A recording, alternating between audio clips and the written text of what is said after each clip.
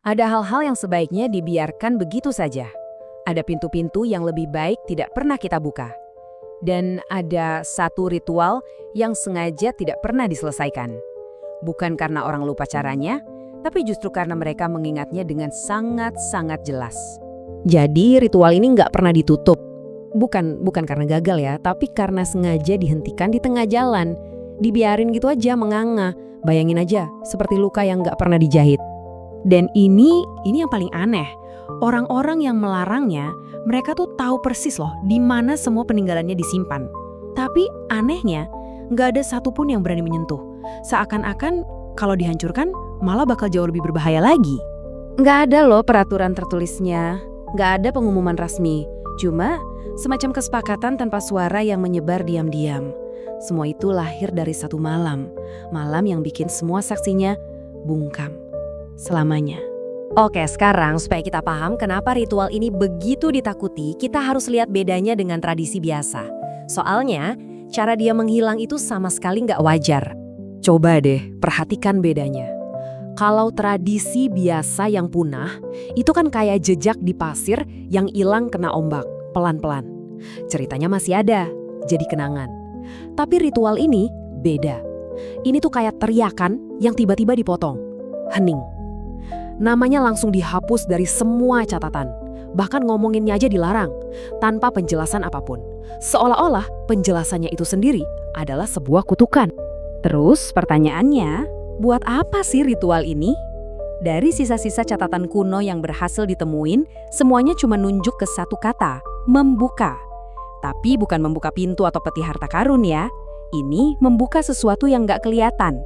Sesuatu yang katanya sekali kebuka nggak akan pernah bisa ditutup lagi.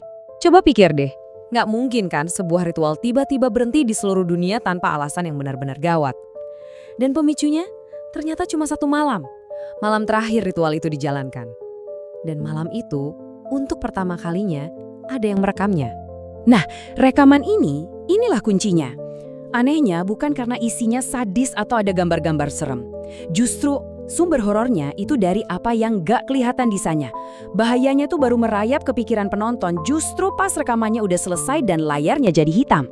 Orang-orang yang katanya pernah nonton rekaman ini sampai habis, mereka gak ngomongin soal takut.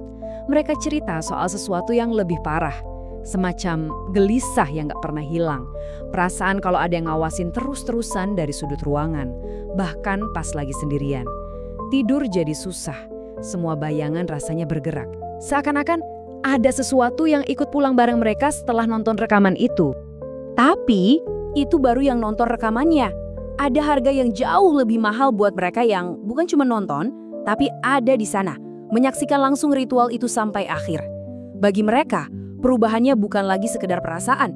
Perubahan itu merenggut kewarasan mereka. Polanya jelas banget. Satu persatu, mereka mulai menjauh dari semua orang.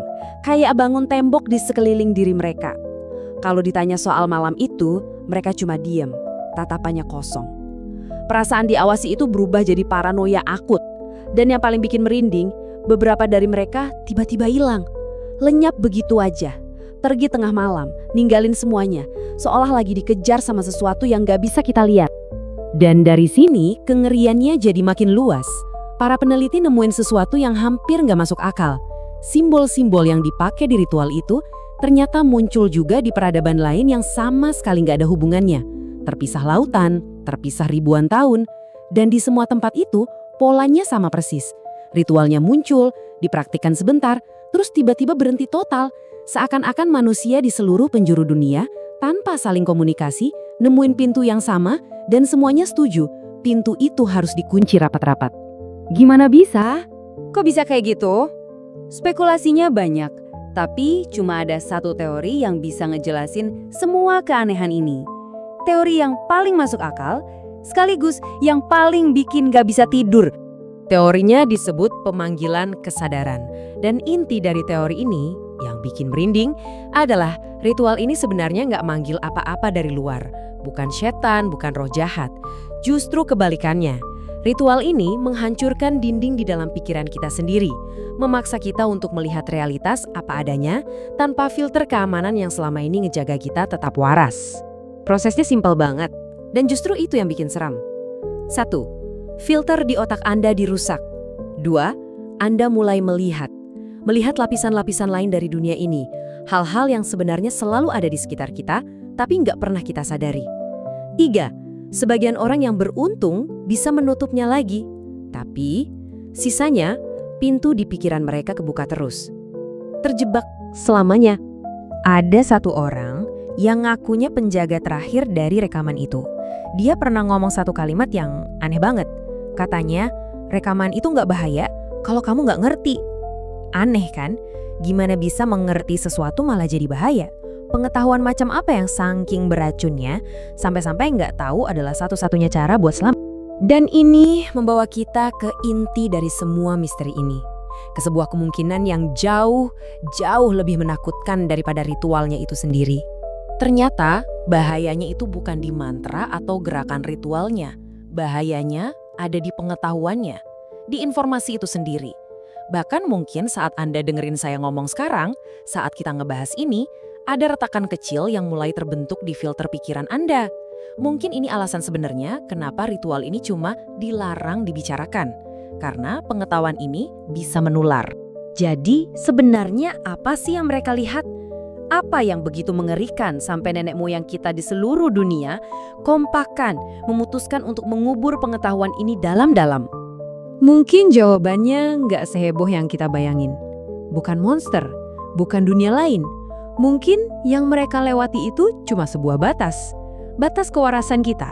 Batas kemampuan otak manusia untuk menerima kenyataan sebelum akhirnya rusak.